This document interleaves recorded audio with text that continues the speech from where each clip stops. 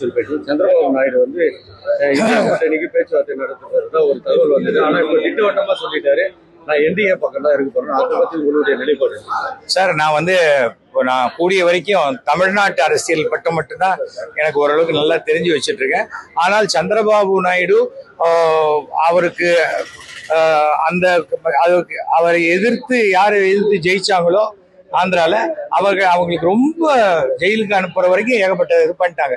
அதனால அவர் காங்கிரஸ் இந்தியா கூட்டணிக்கு போறது சரியாக போக மாட்டாரு. அப்போ தன்னுடைய சப்போர்ட் வந்து பிஜேபி என்டிஏ கூட்டணிக்குன்னு சொல்லிட்டாரு. என்ன இருந்தாலும் ஃபுல் மெஜாரிட்டி இல்லாத பொழுது பல கட்சிகளுடைய பல நிர்பந்தங்களுக்கு ஏற்பதான் ஆட்சி நடத்தக்கூடிய ஒரு சூழ்நிலை இந்த மாதிரி இடத்துல ஏற்படும். ஆனா அதையெல்லாம் தாண்டி இன்னைக்கு பிஜேபிங்கிறதுடைய முகமே மோடி அவர்கள் தான் உலக அளவுல. அவர் அதையெல்லாம் சமாளித்து இந்த 3வது முறை நான் அவர்கிட்ட ஃபர்ஸ்ட் டைம் சொன்னேன், நீங்க 3 முறை பிரைம் மினிஸ்டரா இருப்பீங்க அப்படின்னு சொன்னேன். அது இருப்பாரு, அதுல ஜெயித்து காட்டுவார் என்ற நம்பிக்கை. அவர் என்ன நண்பரேன்னு கூப்பிடுவார். அந்த ஒரு நண்பருக்காக நான் அதை பிரார்த்திக்கிறேன். இப்ப தமிழகத்துல பாத்தீங்கன்னா அதிமுகவை பின்னுக்கு தள்ளி நேற்று நடந்த தேர்தல் முடிவுபடி பாஜக பெரும்பாலான இடத்துல போட்டியிடத்துல 2வது இடத்துக்கு வந்திருக்கு. பெரும்பாலான இடத்துல இப்போ அதிமுக டெபாசிட் இருந்திருக்கு. இப்போ தமிழகத்துல இப்போ கேரளாவிலையும் ஆந்திராவிலையும் கால் பதிச்சுட்டாங்க.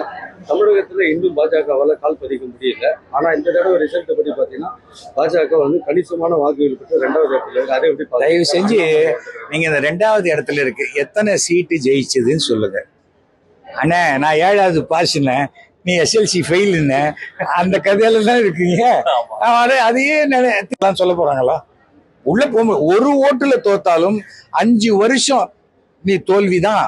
அந்த 5 வருஷம் இந்த தோல்வியை சரி பண்ணி நீ கொண்டு வரணும். அடிப்படையாக இன்னைக்கு தமிழக பாஜகல பூத்தே இல்லை, பூத்துக்கு உண்டானவங்களே இல்லை. யானை படுத்தாலும் குதிரை மட்டங்கிறது தான் அதிமுக. அவங்களுக்கு இருக்க 1.5 கோடி தொண்டர்கள்ல அவங்க இன்ஃப்ராஸ்ட்ரக்சர் கரெக்டா இருக்கு. ப்ராபபிளி உட்கட்சிக்குள்ள இருக்கக்கூடிய சில குழப்பங்கள் இருக்கலாம், இல்ல அதிமுக கொஞ்சம் கொஞ்சமா பிளவுபட்டதா இருக்கலாம். இந்த தேர்தலுக்கு பிறகு இபிஎஸ் மறுபடியும் ஓபிஎஸோட சேரலாம், பாக்கி பேரோட சேரலாங்கிற மாதிரி வந்து அவர்கள் தன்னை பலப்படுத்திக் கொள்ளலாம். அவங்களுக்கு இல்லாத கவலை நம்ம ஏங்க படணும்? அவசியமே இல்லை. தவிர அசம்பிளியில ஒரே ஒரு எம்எல்ஏ மட்டுமே இருந்த ஒரு கட்சி அசம்பிளியில திருப்பியும் ஃபுல் மெஜாரிட்டியோட ஆட்சிக்கு வந்தது நமக்கு தெரியாதா? வெற்றி தோல்வி வேற. ஆனால் அந்த தோல்வியை நாம எப்படி எதிர்கொண்டு அதை பரிசீலனை பண்ணி எப்படி வெற்றியா மாத்தணும். அந்த தோல்வியே நான் பெருமையா நினைச்சாக்க நம்ம மேலேயே நம்ம துப்பின்னு துப்பு தொடச்சிக்கிறேன் அப்படிங்கிற மாதிரி சந்தோஷமா போக வேண்டியதுதான். திருந்த வாய்ப்பே கிடையாது.